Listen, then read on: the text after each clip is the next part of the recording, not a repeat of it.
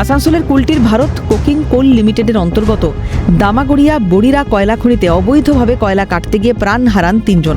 ধসের নিচে চাপা পড়ে আরও 2 জন আহত হন। দুর্ঘটনার পরই তৎপর পুলিশ প্রশাসন। বুধবার পুলিশ প্রশাসন এবং বিসিসিএল এর নিরাপত্তার দায়িত্বে থাকা সিআইএসএফ এর যৌথ উদ্যোগে বড়িরা এলাকায় একটি সচেতনতা শিবিরের আয়োজন করা হয়। কুলটি থানার চৌরঙ্গি ফাঁড়ির ইনচার্জ কার্তিক ভুঁই সহ সিআইএসএফ এর আধিকারিকরা এলাকায় গিয়ে স্থানীয়দের সতর্ক করেন। আধিকারিকরা জানান, খনিটি অত্যন্ত বিপজ্জনক অবস্থায় রয়েছে, সেখানে কোনোভাবেই প্রবেশ করা উচিত নয় বলে বাসিন্দাদের সাবধান করেন। এর আগেও অবৈধভাবে কয়লা উত্তোলন করতে গিয়ে দুর্ঘটনা ঘটেছে, কিন্তু তারপরেও যেন হুঁশ ফিরছে না মানুষের। যারা এই কাজে লিপ্ত হবেন তাদের বিরুদ্ধে ব্যবস্থা গ্রহণ করা হবে বলেও স্পষ্ট জানিয়েছে পুলিশ।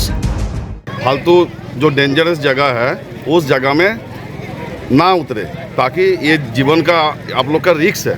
क्यों अवेयरनेस क्यों कर रहे हैं? अवेयरनेस कर रहा है, जो नीचे उतर जाता है ना, तो इसीलिए और कुछ नहीं। এলাকায় কয়লা উত্তোলনের কাজে অনেক অল্প বয়স থেকে নিযুক্ত হয়ে পড়েন অনেকেই। কয়লা উত্তোলন করেই সংসার চালান অনেকে।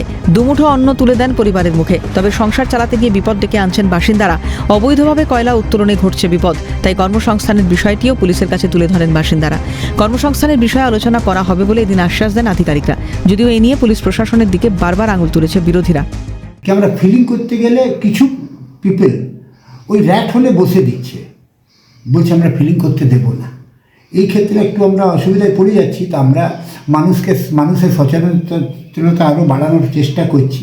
ওই যেখানে ঘটনা হয়েছে ওইখানে আমরা বহুদিন এখন কাজ বন্ধ আছে, ওইখানে কাজ করি না। এর আগেও আসানসোলের বারাবণীতে কেন্দ্রীয় সরকারের আওতাধীন ইসিএল এর খোলামুখ কয়লা খনিতে অবৈধভাবে কয়লা কাটতে গিয়ে যুবকের মৃত্যুর ঘটনার সামনে আসে। তবে এখন দেখার মর্মান্তিক এই দুর্ঘটনার থেকে শিক্ষা নিয়ে অবৈধভাবে কয়লা উত্তোলন বন্ধ হয় কিনা, নাকি পেটের টানে ফের সেই রাস্তাই বেছে নেবেন স্থানীয়রা। আসানসোল থেকে পার্থপ্রতিম সরকারের রিপোর্ট, ক্যালকাটা নিউজ।